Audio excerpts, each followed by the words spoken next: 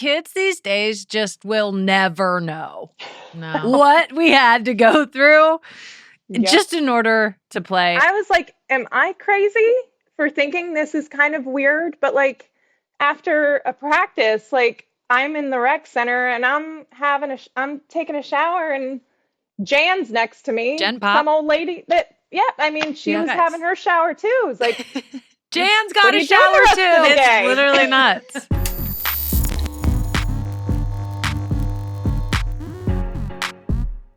Hey, everybody. Welcome back to the show. This week, we've got a great episode. I mean, they're all great. We're going to be talking about the WNBA. Obviously, the season has now been over, but we're going to do a little bit of a season in review from a business standpoint. There was all kinds of historic numbers. Sadly, we're also going to tell a story that was reported by Daily W Sports about the suppression. When it began, we always knew that it was happening. Now we've got some proof. And I'm going to put a big LOL at the end of that because I'm an LOL fan. I'm an LOL fan, and we're going to be getting into what we're hearing about Gen Z talking shit about LOL. I don't like it. It's unbelievable, actually. I mean, you know how much I love LOL. I say LOL. I write out LOL, like ELOHEL.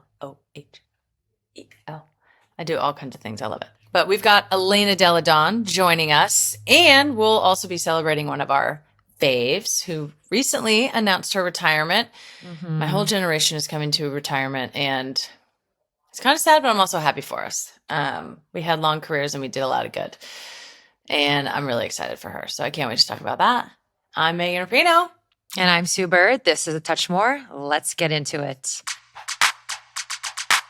Support for A Touch More comes from Google Pixel and the all-new Google Pixel 10. With Google Pixel's most powerful chip, unbelievable camera quality, and mind-blowing AI with Gemini, there's never been a better time to get outside of your comfort phone. It's got Magic Q, the time-saving feature that gets you the right info when you need it. Plus, a built-in camera coach that helps guide you on how to take the best pic. And you can generate videos of pretty much anything you can imagine with Gemini. Head to the Google Store now to learn more about how Google Pixel never settles. Gemini mobile app availability varies. Check responses. Internet connection required. Magic Q availability varies. Camera coach results may vary. Subscription required and availability varies for VO3 video generation. Users 18 and up.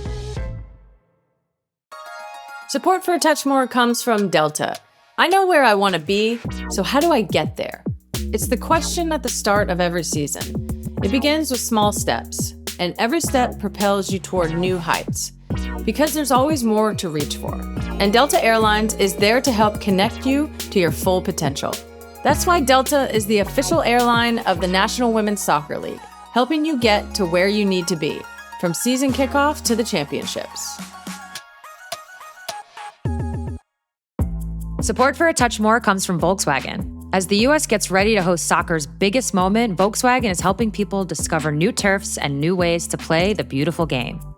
From deaf and power wheelchair soccer to beach and futsal, Volkswagen is actively supporting all the communities and teams within the U.S. soccer ecosystem. They're supporting talent from across the U.S. soccer extended national teams and are focused on helping to give these less widely known forms of soccer a platform moving forward. From the pitch to the sand and everything in between, welcome to our turf.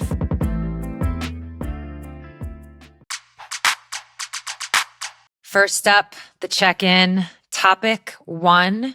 We already mentioned it. WNBA season in review from a business standpoint. We got some numbers to hit y'all with. Sue, I want to hear, I'm sure you're going to, get into all of the things, but you have such a long history in so many different aspects. It's like you've been a player. You're obviously now a minority owner. You've been a part of the CBA conversations. You just are you just kind of have seen it all. And so give the numbers, yes, but then also give your what's actually happening in all of this. But where do you want to start? You want to start in I'm just going to break it down. Okay. We've got viewership up first. ESPN reported the regular season and the postseason were the most watched in league history. That is up just 5% from last year, but obviously league history It's up way more than that over the course of time. The finals, the 2025 finals averaged 1.449 to be exact, million viewers during Las Vegas's 4-game sweep. That made it the second most watched finals, just behind last year, 2024. So technically, actually, Megan, you talked about this a couple weeks ago in regards to the NWSL. It's like you're going to have highs and then you might have some dips. It doesn't have to mean, the end of the world. So technically this is down 7% compared to last year, which, side note, was the most watched. But there was stakes involved. It went to game 5 of a 5-game series, New York Liberty playing Minnesota Lynx. This one was a sweep. We actually also mentioned how the NBA Finals had the same exact thing. Their viewership was what it was. And then when it got to game 7, it took off. So this is totally normal. So like I said, there's just a lot of numbers we could throw at you. Game 1 of the finals drew historically. The first 3 games of the finals drew historically. But the little nugget that I'm going to give for context is the 2022, so that's just 3 years ago, WNBA Finals averaged 534,000. 2023 was up. It averaged 728,000, which is crazy to think that we're now in the 1.92 million range, 1.5 being the average of the finals.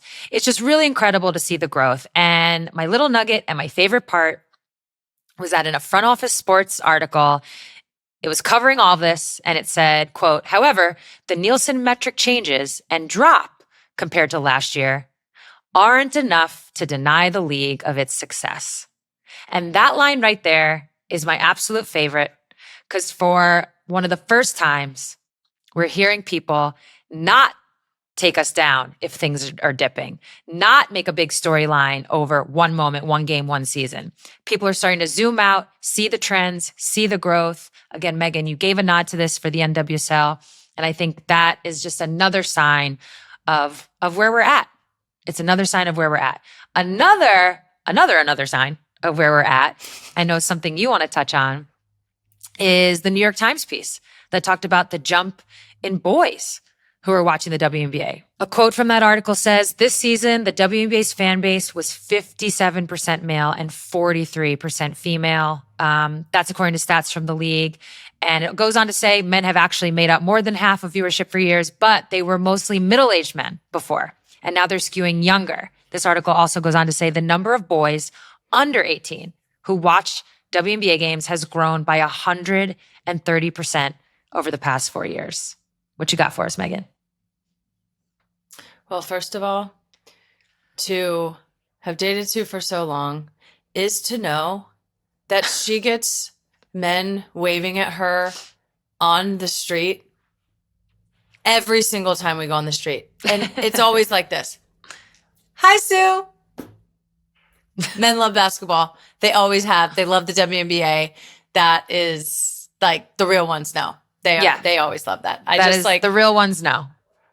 Every single time, it's just like my whole heart explodes. It's literally. And what do I always say? I'm like, you've ever seen. That's our demo. That's my demo. That's your demo. That's your demo.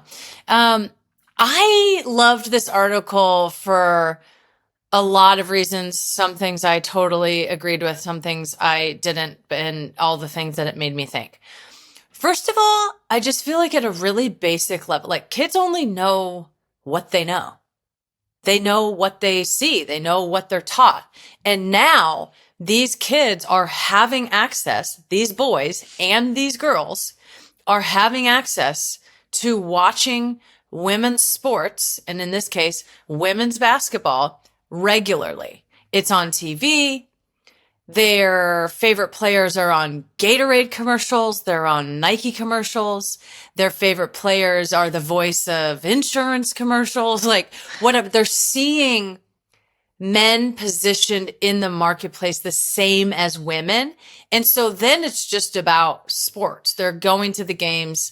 They are able to just be like, oh yeah, you want to go to a W game? You want to go to an NBA game? Cool. If you live in San Francisco, the vibes are going to be amazing at both. And I would argue better at Valhalla than they are at the Chase Center for the Warriors game. So you're getting kids who are just growing up with like an equality of opportunity in appreciating both games. So that's like kind of the first thing that it sort of like made me think. The second thing is the access to the information. Kids are getting their information from social media directly. So they're not reliant on an ESPN or a Sports Center or, a traditional sort of like sports talk platform that they have been in the past. So like they're going and just looking at Paige and being like, Paige is cool. Oh, and she's a baller and whatever. Or going to look at Angel and be like, I love that. Angel's funny. I listen to her podcast and I love watching her play basketball, or Kaylin, or, Asia, whoever it is. So they actually have like a better access to information, or more free access to information that they want, and then it's not being fed.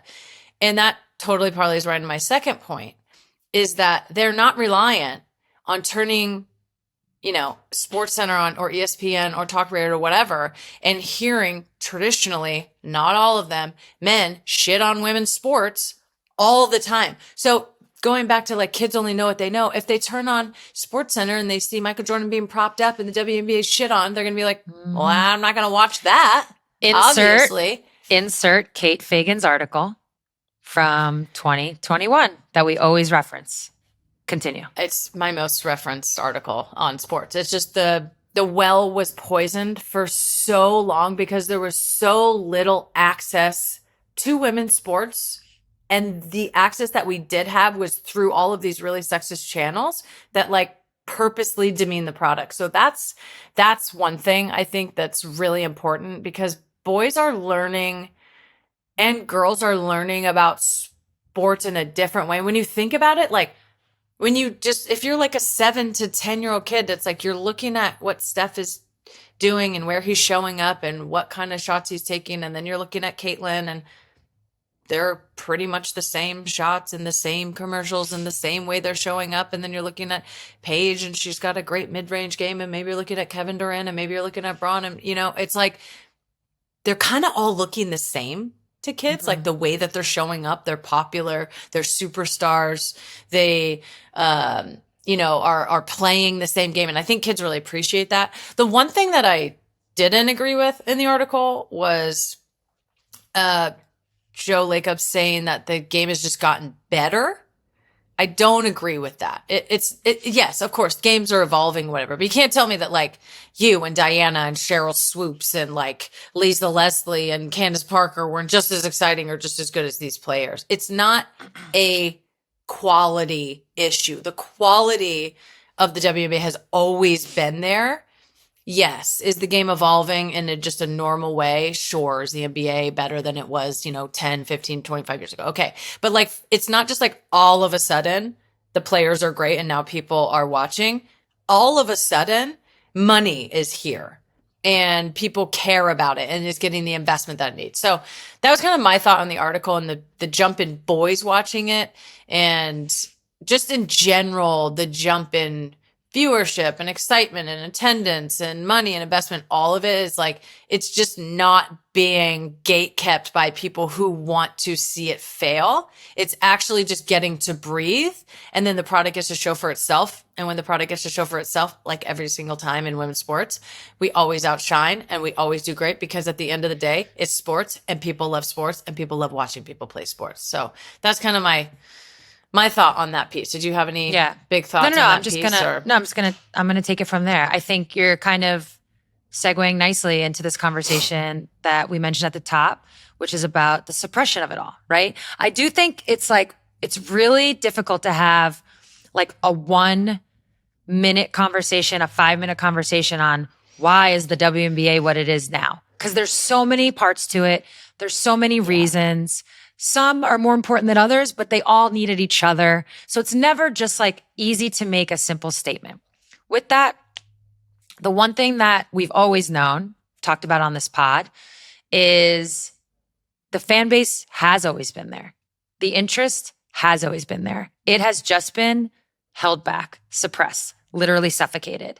And the Daily W Sports on September 22nd, honestly, I just highly recommend, we're going to touch on as much as we can here. I just highly recommend, if you hadn't seen it, go to their Instagram page. It's a couple, of swipe throughs and it'll give you the whole story.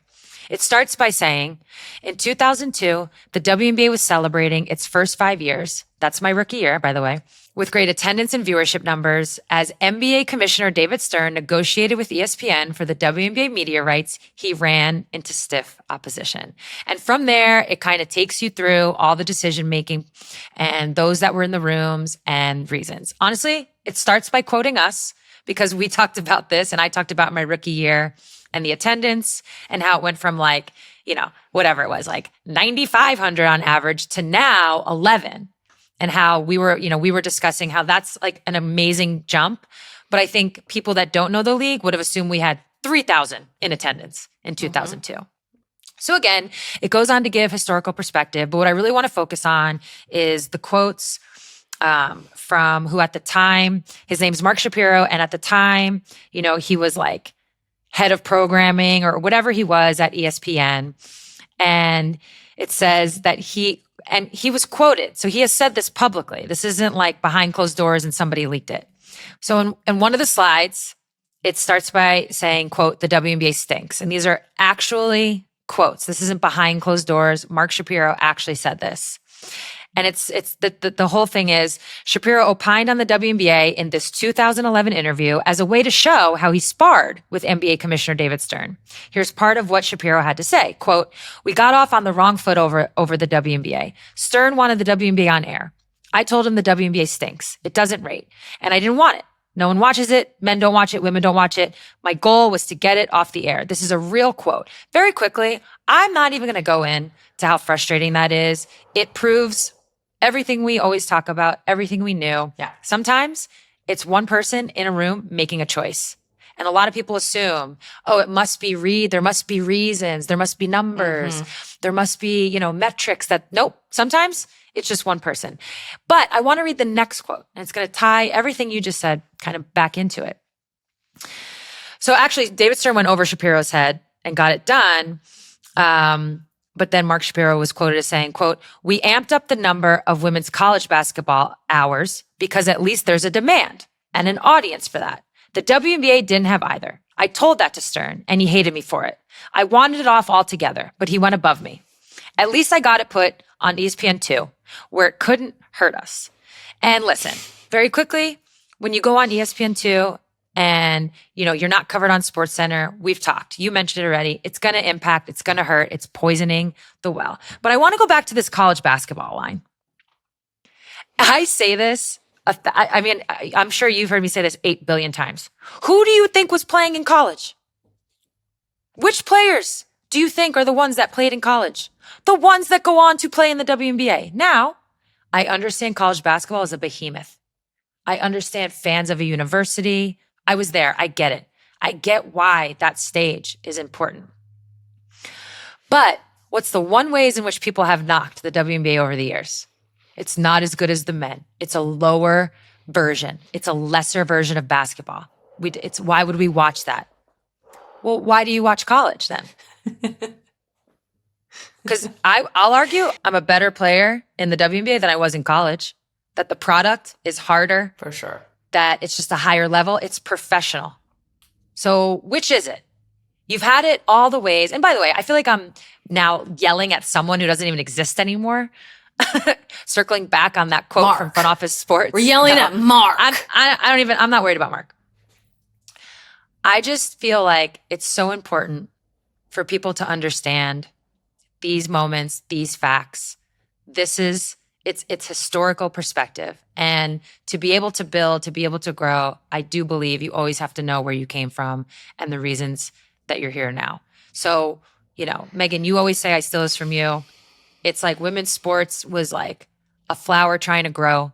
It's had little concrete just poured all over it for so many years, and it still broke through. So imagine what happens when it gets watered. We're seeing it get watered. That's the good news.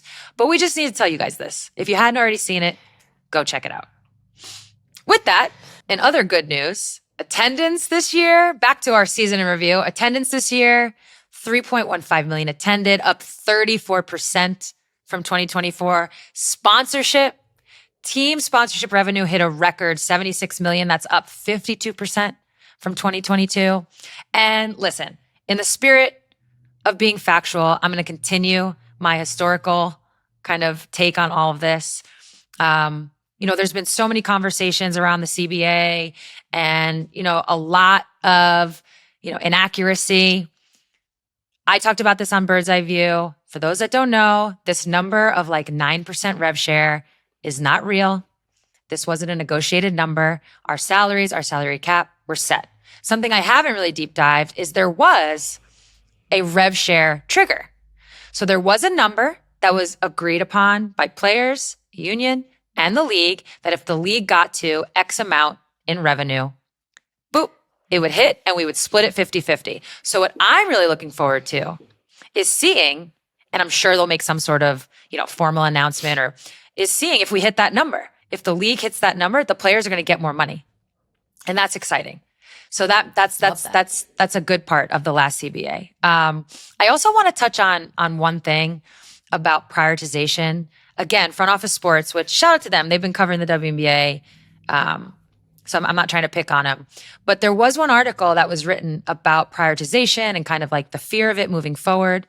And, this is just, I'm on my horse right now. Somebody throw me. Where's a horse head? Somebody throw it because I'm on it. Prioritization. Hobby horse? Yeah, very quickly. Prioritization was something that was negotiated. It was not demanded, but we did understand that in order to move the negotiations forward, it was something the league wanted. And what they wanted was for players not to be late. It wasn't about what you can do in your offseason. Your offseason is yours. But they didn't want players to be late. It was escalated in. It didn't really kick in until 2023. And yes, it's true. You couldn't come late. You couldn't be late for games for the first year. And then the next year, 2024, and then now, you can't be late for the start of training camp. This is true. Sidebar. What ended up happening, all teams in Europe changed their schedules, except for a couple countries. EuroLeague always finishes early April. So that was never an issue. You're really not having that many players get impacted by it as of now. So I just want to establish that. But the real reason I'm bringing it up is part of the reason why the CBA salary increased. We went from $950,000 in salary cap to 1.3 starting in 2020. The max went from 110 to, I think it was 220 starting in 2020. Boom, just like that is because of the negotiation around prioritization. We gave prioritization to get more money. And I just feel like that never gets talked about. It never gets highlighted. It's not like the players just agreed to this. We thought about it and then we agreed because it was the trade-off is more money. And as it turns out, all these countries changed it up. And so not a lot of people are really even doing it. You can go to Turkey. Gabby Williams went to play in Turkey this year. She was back on time. China always ends early. Australia ends early. Obviously, Unrivaled ends early. So I just wanted to, take it for what it's worth. It's just the facts. I get really, me, I'm like Miss Fairness over here. I like to have the facts. Yeah. One more thing on the rant. The other thing we got was all this prize money, Commissioner Cup money, league marketing agreements, team marketing agreements, all this money. I will say what's frustrating about the league is from time to time, they will just randomly do stuff like adding charter flights. That wasn't negotiated. So it's when they want to pay for something, they do it. And that can definitely be frustrated. Another indicator of that is actually increasing the playoff bonus, which is great. But it feels wait, this feels random. But that does end my rant and bring us into the WNBA playoff money being increased. The finals went from 5 to 7, so it makes sense. As a result, the winning team, so Vegas got roughly 22,000. Phoenix got roughly 8,500. That's up from 7,500-ish. And then obviously the players in the first and second rounds, their money went up as well. So they get a little bonus. So yeah, all in all, business is booming. Business is booming. I mean, I think the only thing I'll add to that, I think part of the prioritization and players agreeing to it and not coming late and, hopefully the sticking around more and the league marketing agreement and the team marketing agreement was to try to, and if I'm remembering correctly of these conversations and the sort of logic behind it was to really push chips all in. Owners push chips all in, players push chips all in, the league push chips all in.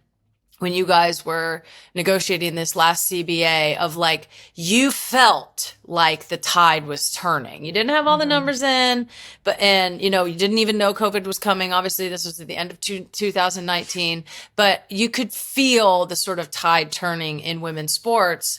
And the decision was, let's do this. We're going to pay you more. The CBA needs to be landmark. But in return, like, we need players to be here and to be playing and hopefully market for the team. And there's money to do that. And if you're going to stick around. So there was kind of a holistic, like, let's get our boots on the ground here in America and try to capture what we feel like is coming. And it came. I mean, it's like it came in a tsunami, and the league was ready for it. And players had already started to shift from going overseas, and of course that was already happening, and the war breaking out in Russia. That was like couldn't have predicted unforeseen, that. Whatever. But the CBA was set in a place like, don't get ready, stay ready. That we were able to capture that, ability to then make sure players are staying home, players are playing here, and kind of like catch that tidal wave and. I do want to edit one thing. It wasn't about players. You can still go play overseas. It wasn't about, like, there was opportunity to stay home with league marketing money. But you're right. It was like set up to be ready for this moment. And really the only other thing I want to add to this before we get to our guest is, I'm seeing a lot of takes that are really they're opinionated, obviously, but they're also like really judgmental over some of the decisions made in the last, let's call it 4 to 5 years of the WNBA. And I don't know. I think when it's all said and done and 10, 20, 30, 40 years from now, we look back on this, I really believe that there's going to be college courses on the rise of women's basketball and the rise of women's sports. But specific to the WNBA, how quickly it happened. It rarely happens overnight in the way that it did. And obviously now we can start talking about the Caitlin Clark effect and Angel Reese and so on and so forth. But very rarely do you see that. And so what I'm seeing is, again, a lot of opinions on, Kathy's raise in 2022, 2023. That's before Caitlin and Angel faced off in the final game of the Final Four. That raise happened before. And so prioritization gets put in this. I just see a lot of, like I said, takes on it. And I just want to say, you can't use today's metrics to talk about, yesteryear's decisions. That's just not how this works. The raise does complicate things with the ownership model. Now it's 42% WNBA, 42% NBA, and then 16. That complicates rev share. It complicates a lot. Don't get me wrong. But Kathy and the WNBA also made decisions in that time frame from like 2019 to 2023 that were made at a different time. It was made on belief, not on actual metrics. So I just wanted to also highlight that. And since we've done, a lot of conversation on the CBA, what a great time to bring in a former executive committee member. Our guest this episode, Elena Delle Donne. She entered the WNBA draft in 2013 and spent the next decade helping build the league into what it is now. She was named Rookie of the Year, but that was just the beginning of a legendary career. She's an Olympic gold medalist, 7-time WNBA All-Star, 2-time WNBA MVP, and in 2019, she not only helped the Washington Mystics win the championship, she also became the first WNBA player to join the coveted 50-40-90 club. Please welcome Elena Delle Donne. Support for A Touch More comes from Google Pixel. Look, it's 2025. You shouldn't be settling for just any old phone.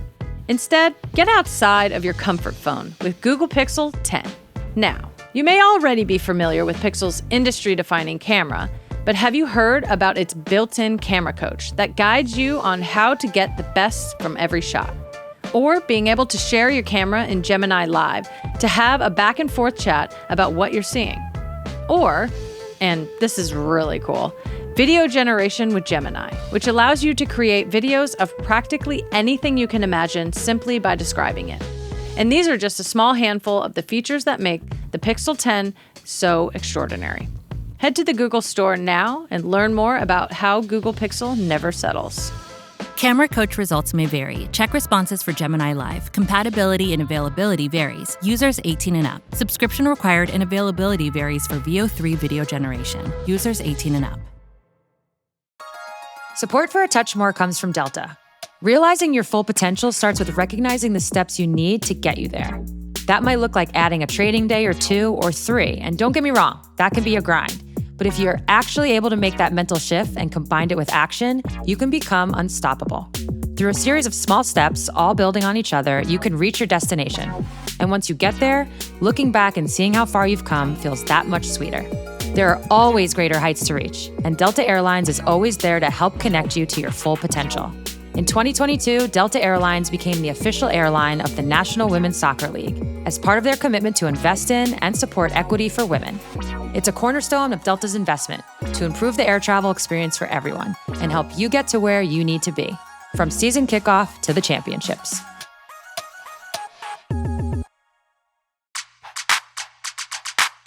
Elena, welcome to the show. Thank you so much for coming on.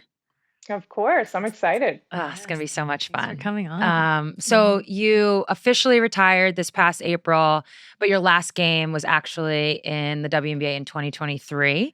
So we were just curious, like, what was the process like from 2023 to last April to get you to that point of saying you're retiring? I almost gave myself a practice period of retirement to feel it out. Tested it out. I like it. I needed to test it. I had to go to the grocery store and be like, I'm so tall. Everybody's like, what do you play? Are you a professional? And I started testing it there. And I'm like, I'm actually a retired basketball player. But no, I kind of wanted to give myself a year to see how my body was going to feel, how my mind was going to feel about possibly retiring. So it was kind of one of those moments where I just took a pause, didn't do much, just kept working out, but kind of just wanted to feel out what life after basketball could be. Yeah. Was there a moment where you discovered something about it where you're like, okay, I'm ready. I can do this? I discovered I wasn't itching to get back into the gym and on court. I loved working out and I was always itching to keep doing my workout routine. But when it came to the basketball side of it, it was I'm not dying to do it. And that kind of was the answer for me. It was when you lose that, it's over. Oh, you're cooked. Yeah, you're done. You're so cooked. We had similar experiences. Oh, totally. I mean, I think I actually used up every single ounce of my self-motivation, that thing that you have to have, because ultimately, especially when you get harder and if you've had injuries and you've just been in it for a long time, you've been really successful, yeah, it's not the most awesome thing every day to show up and do something super hard all the time. And if you lose that fire, it's actually just it's too hard. Well, the payoff to do it doesn't mentally, come physically, enough. emotionally. And then, the payoff doesn't come enough because the payoff is the playoffs or a championship game or these big moments. And they're just not coming as frequently as all the crappy days we got to work out. And then the payoff becomes only if I win the championship or I'm playing at the level that I think I should be playing in my head, which isn't even possible anymore. So then I'm well, nothing's even, there is no payoff, actually. You know what? I'm retired. That was the frustrating part, being in a game and seeing a line I wanted to attack. And it's I don't know if I should go for that right now because I might be out the rest of the game with the way I'm feeling. That was the part where it took the fun of basketball away. And I was I don't know how long I can keep doing that. Yeah, you can't play free. And once you lose that, because I had a similar scenario where you just are thinking a little more about what risk am I willing to take on this step? Do I want to risk it all for 2 points? And when you're having those negotiations, it's just not fun and it's not free. It's not. Or you're traveling and the bed's a little different and waking up in the morning and being I have a game today and I'm not moving real well out of this bed. That stress really started adding on to it too. Yeah, that's why I travel with a pillow. But you brought up, so obviously injuries were sadly a part of particularly your back. So we're curious because, once you stop playing, I feel both of our bodies started to feel better. We just talked about before we came on the show, you're playing a little pickleball. You're still working out, as you mentioned. So what's like the retirement workout plan been looking like? Because we talk about that a lot on the show. Yeah, actually, as tough as the injuries were, I'm grateful for the back injury because it helped me find like the greatest healer and person in my physical therapist and trainer who was with me for my final 3 years. So I'm still doing all the same lifts, all the movement, all the things that he taught me, and also like just have such a better understanding of my body and listening to it and like moving through the ground. I feel like in our world now, we're being taken away from the ground by like huge puffy shoes and puffy cushions and all those things where like I'm trying to be barefoot and stay connected to the earth. And those are all things that he's taught me and things that I will do for the rest of my life. And luckily now I think I'll live a healthy life that I probably wouldn't have if I never met him. I know I wouldn't have. Yeah. What's his name? I'm like, can I get his number? Like, Mike Davis, he's the greatest. Yeah. I need a Mike Davis. I haven't found that yet. I am missing that part from my life. For me, like I had no connection to the ground and like pushing and moving through the ground, and movement, like walking and anything should make us feel good. And even I had to shift my whole perspective where like I was the type of person, if I didn't leave the gym feeling crushed, I didn't think I had a good workout, where Totally. that is so not the way. Like I go to the gym so I can feel better in my day and feel energized and feel like I'm moving properly and I'm more connected. So I'll share his number. Yeah. We're going to be. Does he travel? I'm like, does he spend any time in our cities? No, I feel like I really resonate with that. I think I really struggled, like my mental health struggled at the end of my career because I was having to do all these things in my body with my body that just hurt. It just, I didn't want to do it. It was always, I had like tendonitis literally everywhere, like in all, everything that was connected to anything else was hurting. And also sort of grappling with like getting older and what that means in the public eye. You've talked a little bit about, just struggling mentally or with your mental health, like in the public eye and being sort of a public person and how that relates to you and how that relates to basketball. How has that sort of like settled in retirement, and how are you feeling like mentally and just like that relationship sort of with yourself, but also sort of in terms of being a public person as well? Yeah, I mean, I've always loved being a homebody, and I am one. So I think retirement at first turned me a little bit into like a recluse where I was like, all right, I got to get out into the world a little bit. But it just being in the public eye, having to do media daily, but also like having to say the right things or not always being able to speak your mind or tell the truth, like that beats you up at times. So it's so nice not having to do that on a daily basis anymore. But there's also the part when you retire where like there's a sadness too, because you're not on a team anymore. Like you don't get to go in and be around all your closest friends and like see people hang out, go through great times together, tough times. And like also that feeling of working towards something together and achieving such great success, like doesn't generally happen in everyday life. So it was kind of like the balance of, oh, thank goodness I don't have that stress. I don't have to be forward facing in the public all the time. But then it was also like, oh, now what? Yeah. Like, what do I do? I actually had to join a gym because I needed to be around people to work out. Like I was doing it at home for a little bit and I was like, oh, this isn't going to work. So still figuring things out. Yeah. Oh, we have a gym in our building. I haven't been in there in 2 years. I'm like, I can't go in there. What am I going to do? Go in there by myself? It's my responsibility? No. I like the Kyle who did my rehab for my Achilles. I've just stayed on and now I just train with him because I'm like, I want to talk to him and I like talking to him and we have a great relationship and I go to a gym and it's like fun and then I walk out and I'm like, well, okay. What you just said though reminded me of two things I feel like we went through and generally I think miss about playing and being an athlete. One, locker room every day is just there's nothing like winning a championship that sort of that night and like that feeling. And then there's nothing like just showing up to the locker room every day. And the second thing is, while it can be hard at times to always have the microphone in your face and to do media, and we've all, been, I feel like, brave and spoken our truth and whatever, is to not have the microphone in your face. And like, how do you step into these moments? And it made me think of what you said, I think it was on your Instagram story after Fee went scorched earth in her press conference, which you go, girl. It was, you're saying like, I'm not even sure if Kathy knows I'm retired, heard from everyone, but her obviously supporting what Fee said. Tell us about your reactions to Fee's statements. And also if you feel that a little bit too, like it's harder to continue to support and fight for the things that you care about a lot.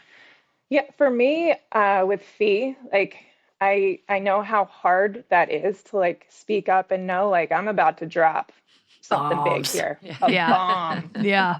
And as much as like you just say like I'm gonna speak my truth and say what I need to say, it is nice when you have some support. So I wanted to be supportive and be supportive in a way where like I'm a retired player, I'm not in the league. So that was the biggest thing, just wanting to show my support to her, and kind of shedding some light on the things that she was saying, which wasn't shocking to me. Like Sue and I were in many of those meetings before. Even not getting like a, hey, congrats on retirement was a little odd.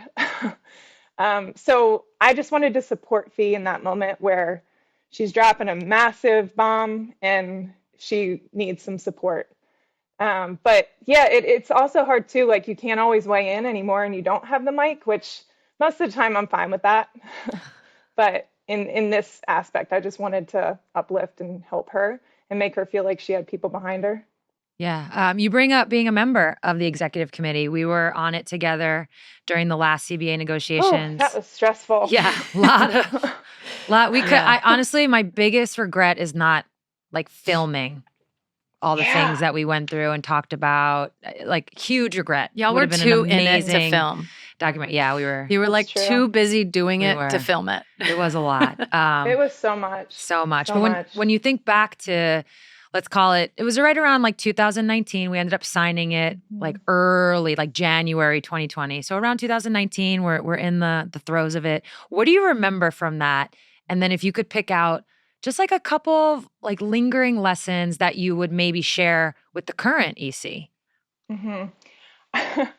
I remember just being on calls all day, every day, like, and like, then in our group chat, like, what are we thinking about this, like, it was so constant, but it was great, like, to have that togetherness and being able to talk through it. I wasn't a great negotiator. I'd always be like, nope, let's not sign it. Do you remember? No, like, this is ridiculous. No, I'm not into it.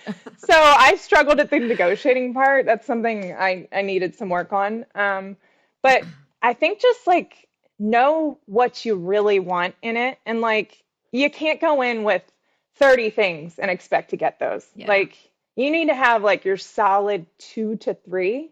Mm-hmm. And like, those are what we're going in on. And we are not shaking on this one. We're not going to waver. I think that would probably be most helpful doing it again. Yeah. I think the advice is you're going to have a group chat and it's going to have like executive committee members. Terry Jackson will be in the group chat. The people, she's the director of the union. Mm-hmm. And then you need the side chat. Yeah. Where it's like just the players. And you can kind of like hash it out there. I think the side chat is actually super important. We got a lot done.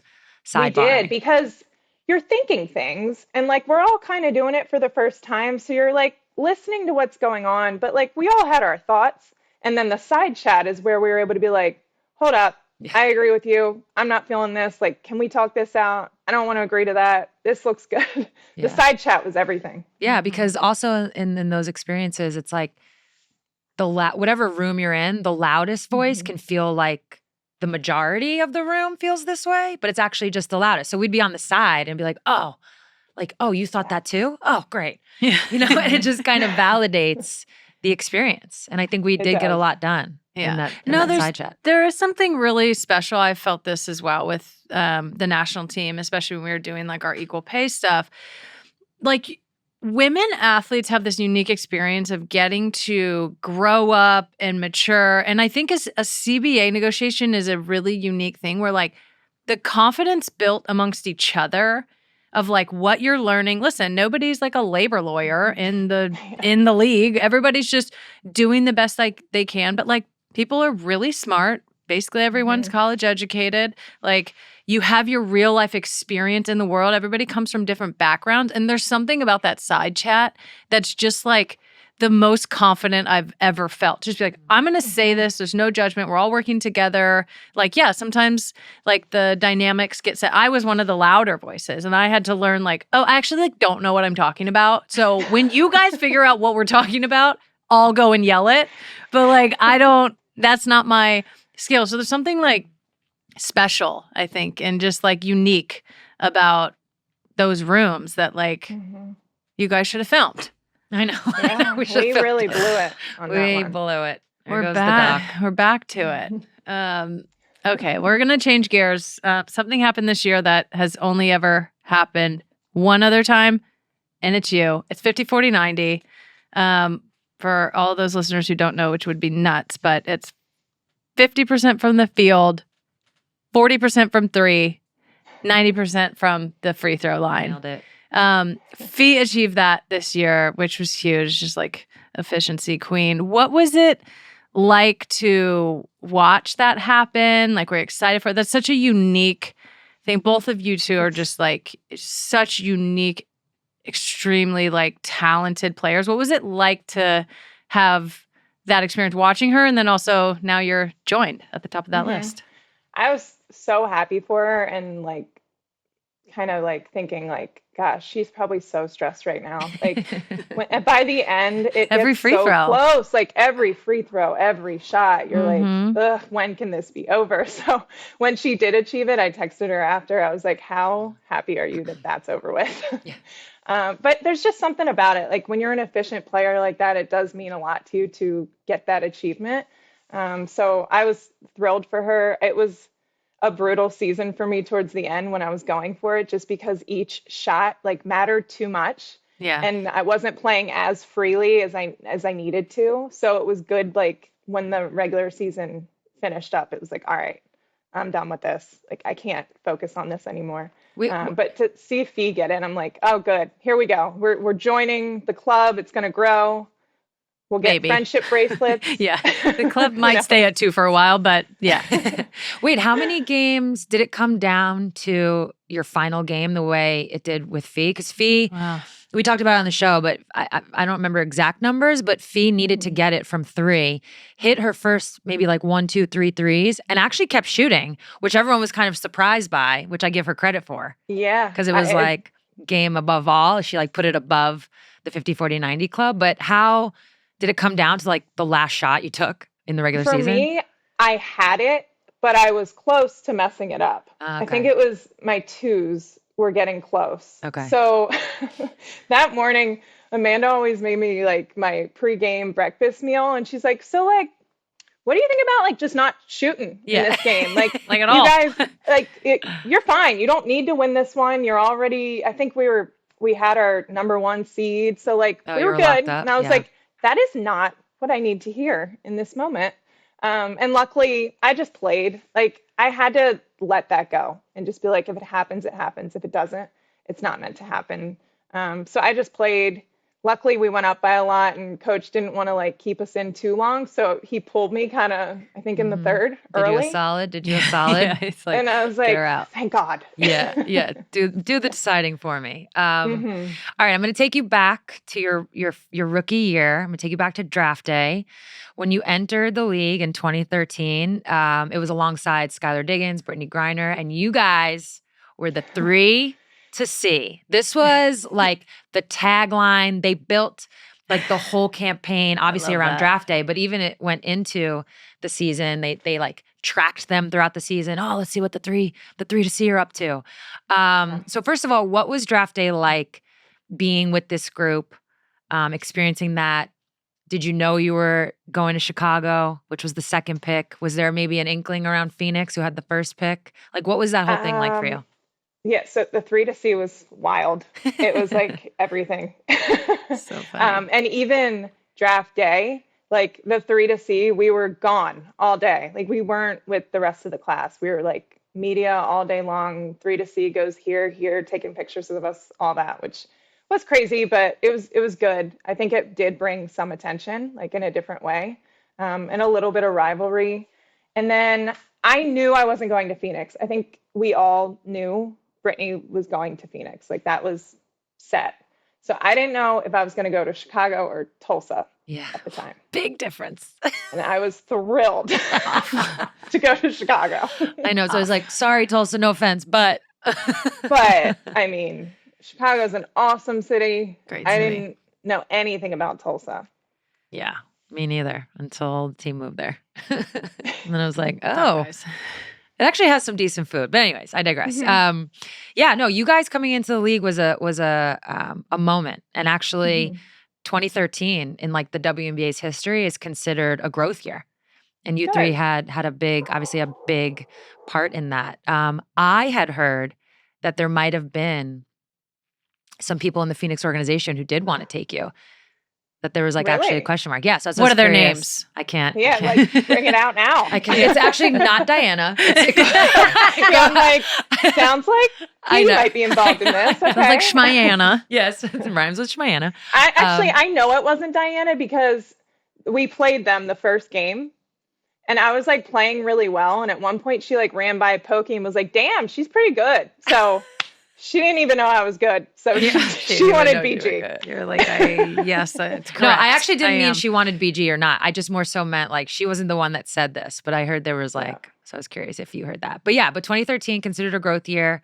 And even though, you know, Chicago was better than Tulsa, you still were practicing in a rec center at that point. The arena. Where did you start? What arena did you start in? We were in the one that looked like medieval times. The one by erased the it airport? from my mind. Allstate Arena? Like the restaurant? By the airport? Yes. Yeah. It looked just on like the medieval outside. times. On the outside, it's got like a medieval. Wow, guys. Shout out Rosemont. Rosemont. Shout out Rosemont. Yeah, it was really dark in there. And then a lot of times the ice was under the court. So it was like freezing. Yeah. Like your hands were just like frozen bricks. It's like, Okay. this is a new challenge in my professional career. Like, It's not great. not in the way of like, we had to walk 2 miles uphill to school both ways. But like kids these days just will never know No. what we had to go through Yep. just in order to play. And I'm just going to leave it at that. I'm so happy they don't have to. But I'm like, Same. you have no fucking idea how cuckoo some of the stuff. Certain things. like, just I was bizarre. like, am I crazy for thinking this is kind of weird? But like after Yeah, a you're like- practice, like I'm in the rec center and I'm taking a shower and Jan's next to me. Jen Pop? Some old lady that, I mean, she Yeah, was guys. having her shower too. It's like, Jan's What got are a you doing shower the rest of the too. day? It's literally nuts. And you were just kind of like, That's what it is. I guess this is what it fine. is. Yeah.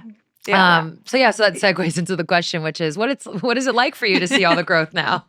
To I'm see so the practice happy. facilities. Yeah. So happy. Same. I'm same. so happy. We're The so practice happy. facilities, like, my goodness, I am so thrilled. Like, us going through some of the things we went through, like, now you're like, okay, good, it did pay off. Like, because at Yeah. times you're just not sure if it's going to. Totally. Like, you're like, is the league going to fold? And we've done all this? Like, please. So to see it now, like, where it's headed, I'm so happy. Agreed. Yeah. You were someone who actually chose not to go overseas for the majority of your career. Now, many people. They'll never go. Now they'll never go. They'll never go. They'll I mean, never know the choice and the decision. You had to go. That's why you went. Like, if you didn't have to go, you wouldn't have gone. If players didn't have to go, they wouldn't have gone in so many ways. But you were ahead of the curve in that. What went into that decision-making process at that time in your life and in your career?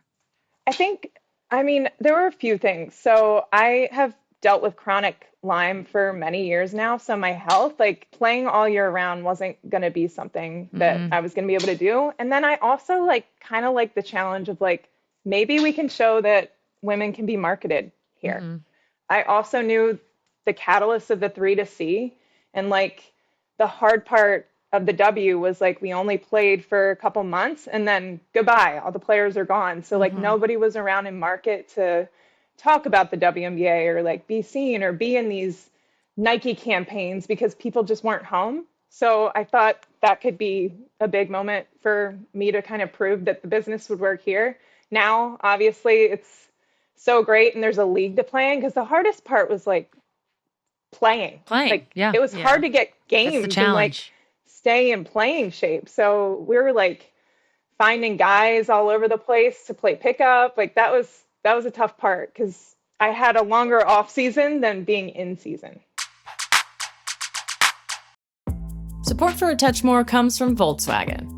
Next summer, one of the biggest soccer tournaments in the world is coming right here to the US. And since 2019, Volkswagen has partnered with US Soccer, inspiring the next generation and helping people get more out of the game we all love. From deaf and power wheelchair soccer to beach and futsal, Volkswagen is actively supporting all of the communities and teams within the US soccer ecosystem. They're supporting US soccer talent across the portfolio of the federation, like Emily Spreeman of the deaf women's team, Raul Silva of the deaf men's team, and Alessandro Canali of the beach men's team. A partnership between Volkswagen and US Soccer just makes sense. It's the people's car, partnering with the people's sport. From the pitch to the sand and everything in between, welcome to our turf.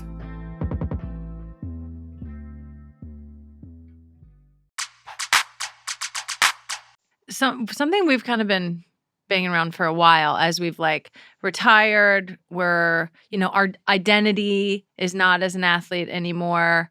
And people say like, don't have your personal identity wrapped up in the sport. We've kind of come to it like, no, we are athletes. Like we'll always be that. And I think the trick is to have more than just being an athlete and more to your life than that. One byproduct maybe of not going overseas is you have time to like do all these other crazy pursuits that have nothing to do with basketball. You've been woodworking and furniture making for so many years.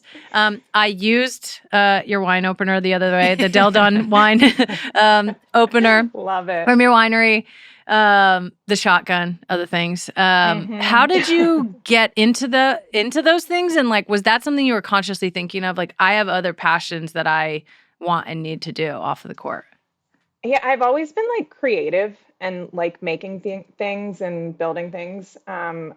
Luckily, my wife, Amanda, has the business brain. So like I'll go and create something and make this. And she's like, well, did you film any of that? And I'm like, no, why would I? She's like, this is like a business. People would like to follow it and maybe people would want it. And let's grow it on this site. So like she would build these businesses out, which was great. Because it gave me a reason to keep creating. I could only make so many things for my own house. But between the two of us, like we just have always made a really great team in that way.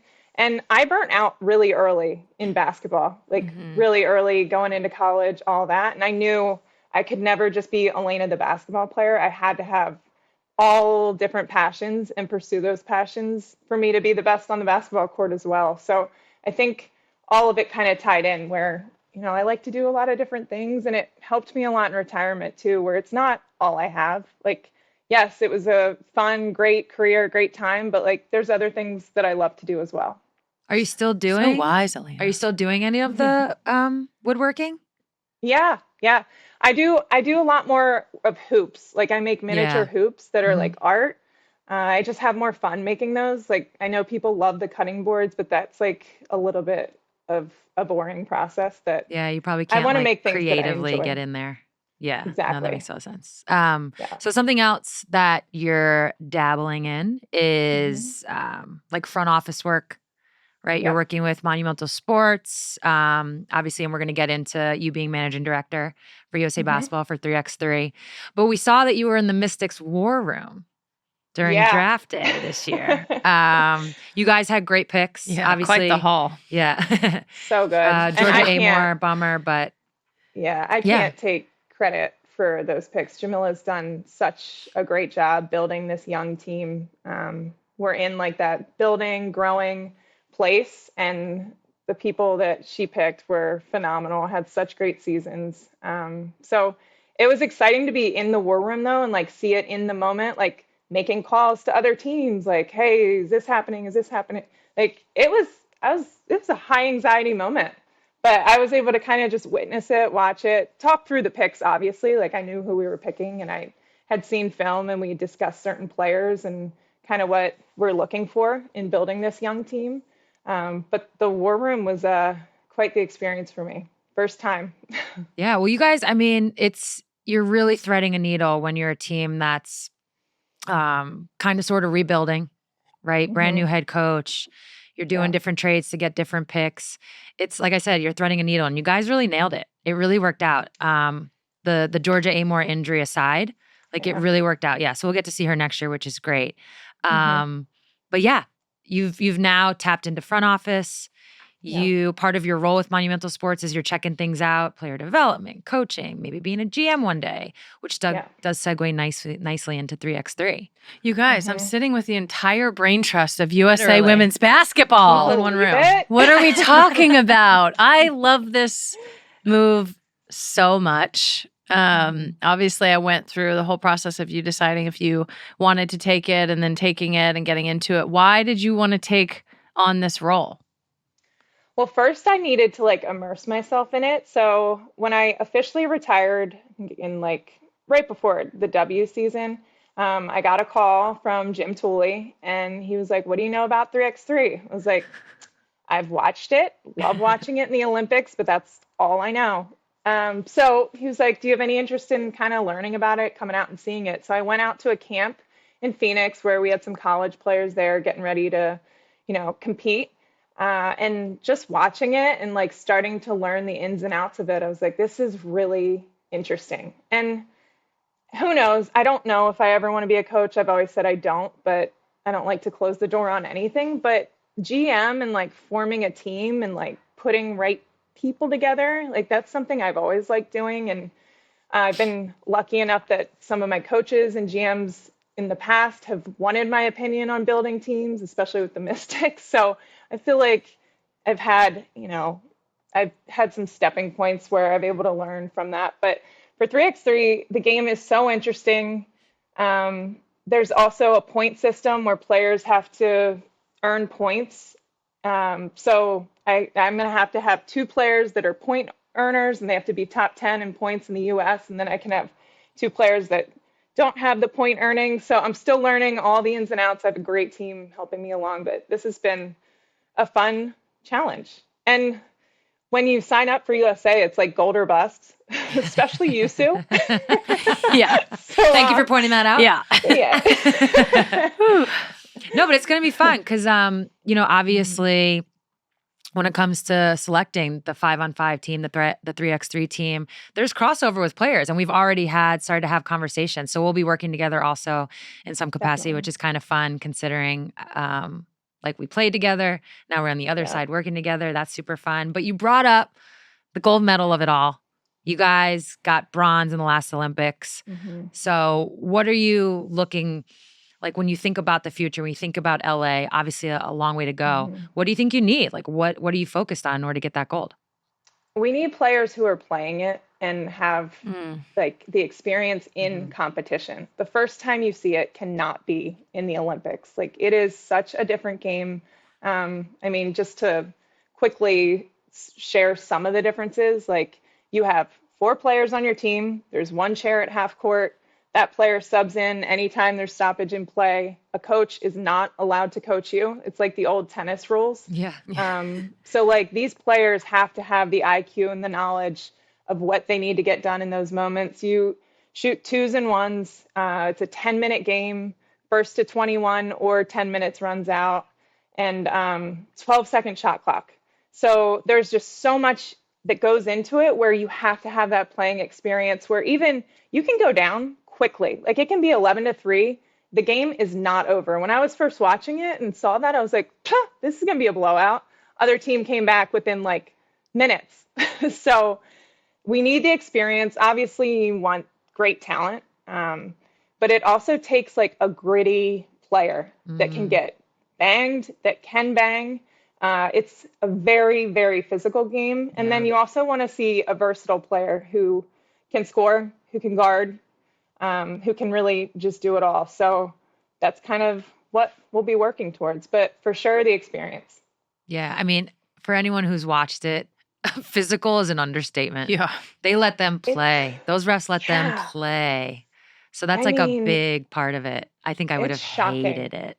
I'd be like, get You out I of mean, here. when I Great at played it. it, when I played it on the blacktops of Redding, California in high school, Oh, hoop it up. I dominated. Oh, wow. But We're taking it to hoop it up, are that's we? just me. Oh, Yeah, that's just taking you. it to hoop it up. Elena, before we let you go, we like to play Bench Star Cut on this little Oh, podcast geez. here. So we got a couple for you. First up, basketball version, a WNBA championship, an Olympic gold medal, or being in the 50, 40, 90 club. Bench Star Cut. Okay. WNBA championship, start. Bench the gold medal and Okay. trash the 50, 40, 90. Fair. It's out. Get it. Team over everything.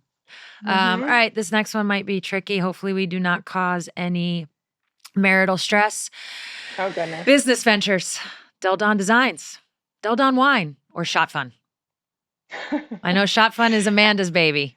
I know it's her baby. And like the annoying part is I'm going to start it and I really have no part in it other than enjoying it. Okay. Love it. But it does really well. And at this point, what pays the bills is getting started. That's So, right. That's right. Start that. Oh, man. Ooh, I love designs are wine and I love my woodwork. The woodworking, I get to do it every day. I'm going to have to put that on the bench. And then unfortunately, the wine's got to go. But that's hard for me That is because hard. I love my wine. Can we put a wine in the Shop Fun? I mean, it probably not, but Wow, that would be. it's tough. That you'd sounds like get- burn. I'm just- sounds like it's gonna burn. I'm just saying it's an option. You want to try it? No, You I can be don't. the- You can be the You're guinea pig. You know what? I take You it can back. be the guinea pig. You know what? They do have canned wine in a can. They do have I was canned gonna wine. say that. They do have Should canned you do wine. it? Maybe a crisp like rosé. A red is going to be tough. Oh man, it just Ooh. sounds like it's gonna burn. Burn. It's gonna hurt. Burn. Any all like, the if way you ever down. try to gulp wine, you know, not that I'm doing that yeah. normally, but like we're rushing out. I've been there. It's ouchy in the throat. Sometimes. Yeah, I've been Yeah, there. it hurts. it We'll hurts. let you test it out, Meg. Yeah, I got it, guys. I got it. I'll take Oh my this god, one. I would pay to watch you do a shot fun. Is it shot fun, shotgun, or how do you? Yeah, Okay, just shot fun. Shot fun. Yeah. Shot I would fun. pay to see you do shot fun. Yeah, it's a Mhm. lot. Tough. That would- Elena, there's literally 30 more topics we could get to, so we're gonna have to bring you back on another time. yeah. I would Thank love you to. This was so so much. fun. Yeah, thank you so much for coming on. Thank you so much. Well, that was fun.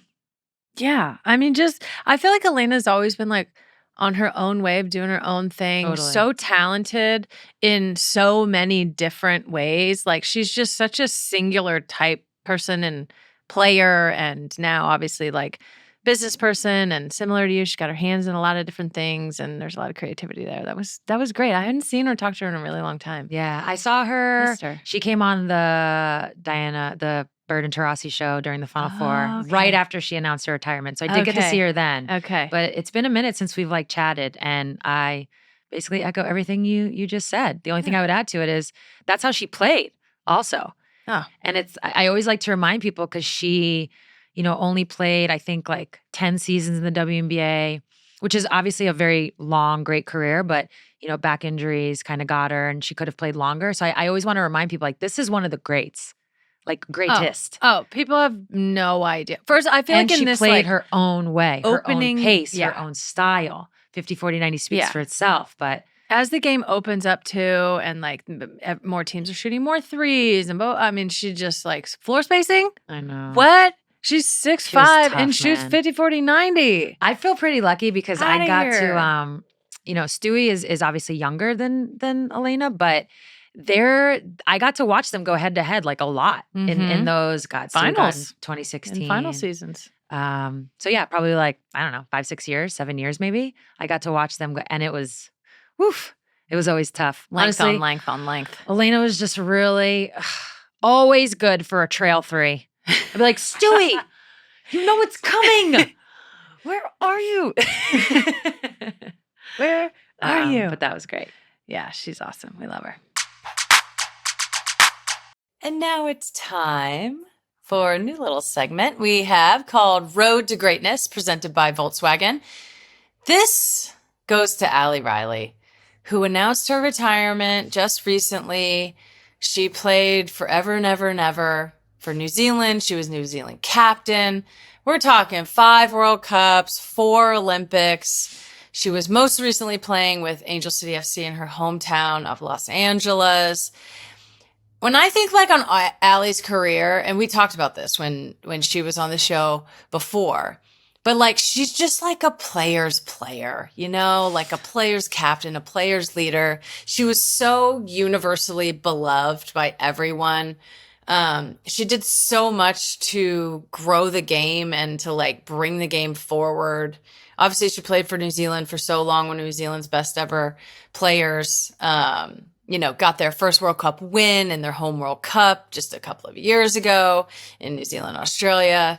And just one of those players I almost like loved playing against her, never got the opportunity to play with her, but always loved playing against her. She's just like a good person and a good player. And I just felt like she was always willing to use her voice, wanting to use her voice. She's super smart and entrepreneurial and just like a real shining example, I feel like, of our generation of players who did so much to bring the game forward. So I just wanted to take a moment to shout her out. Allie, congratulations on an unbelievable career. The game will miss you bombing up and down that side of the field as you always did. So here's to your road to greatness and all the best wishes and luck. And I'm very excited to see what you have coming down the pike in the next phase of your life and in your career. Undoubtedly, it'll be amazing. So from a touch more for me and Sue, congratulations on an amazing career and your retirement. And I can't wait to see you and like share a drink as retired players. It's great over here. We're a growing number of players over here. So I hope you're enjoying yourself, and your last games were amazing. Just a touch more, a little bit. Just a touch more. Yeah. Okay. On to a touch more. I'm gonna tell you what I have a little more time for today. Tell us. A touch more time, if you will. The NFL plans to start both men's and women's flag football leagues ahead of the 2028 Olympics. This will feature flag football for the first time ever in the Olympics. Honestly, I'm pumped. One of the best memories in my entire life was the Powder Puff game my junior year. Rachel and I mean, we dominated. We really did.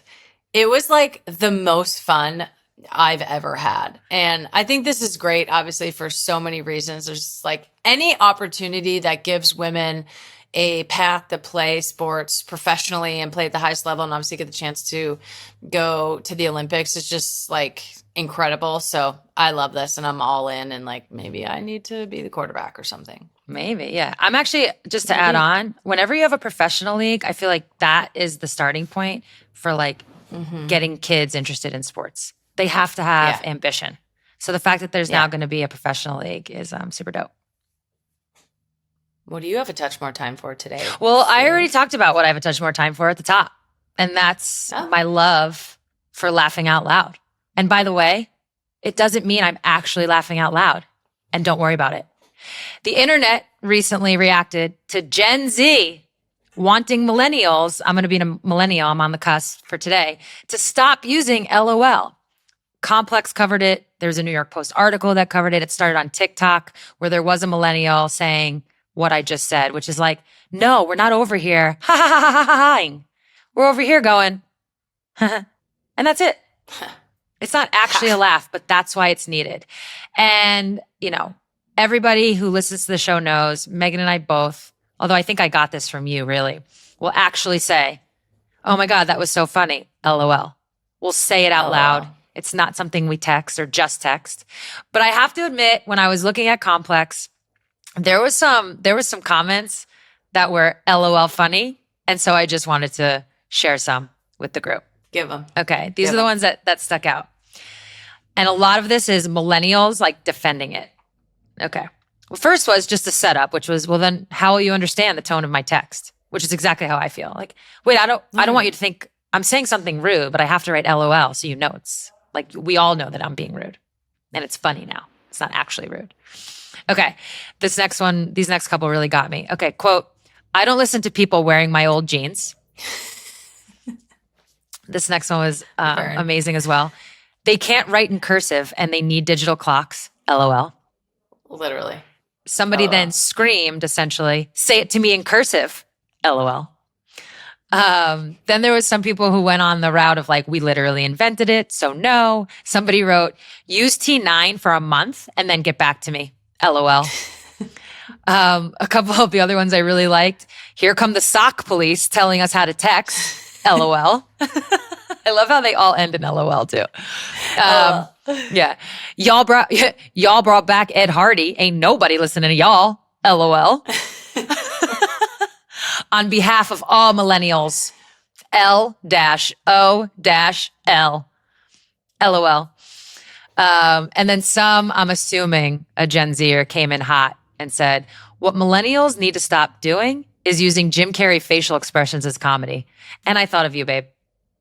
Yeah. I thought of you immediately. So there's a lot of generational stuff happening. Yeah.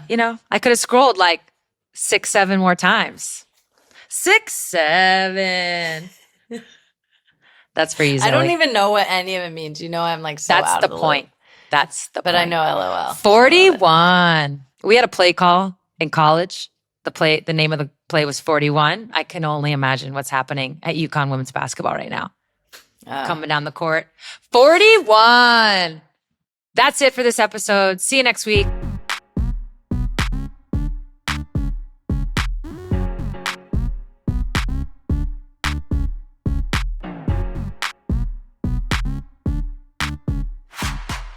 Thanks to Google Pixel for their support. If you're tired of settling for the same old phone, it might be time to switch to the Google Pixel 10.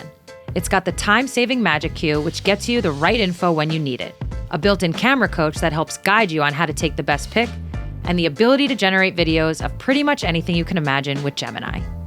Head to the Google Store now to learn more about how Google Pixel never settles. Magic Cue availability varies. User 18 and up. Camera coach results may vary. Subscription required and availability varies for VO3 video generation. Users 18 and up. Thanks to Delta for their support.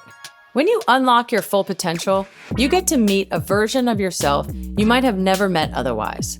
And as the official airline of the National Women's Soccer League, Delta Airlines is there to help connect you to your full potential, to help you grow and recognize the power you have to change yourself, your team, and the world around you. Delta is dedicated to helping you get to where you need to be, from season kickoff to the championships. Support for A Touch More comes from Volkswagen. With the biggest tournament in soccer right around the corner, Volkswagen is partnering with U.S. Soccer to help everyone get the most out of the game we all love. It's the people's car, partnering with the people's sport. From deaf and power wheelchair soccer to beach and futsal, Volkswagen is actively supporting all the communities and teams within the U.S. soccer ecosystem. They've signed U.S. soccer talent as ambassadors from across the portfolio of the Federation, who will be helping to give these less popular forms of soccer a platform moving forward. From the pitch to the sand and everything in between, welcome to our turf.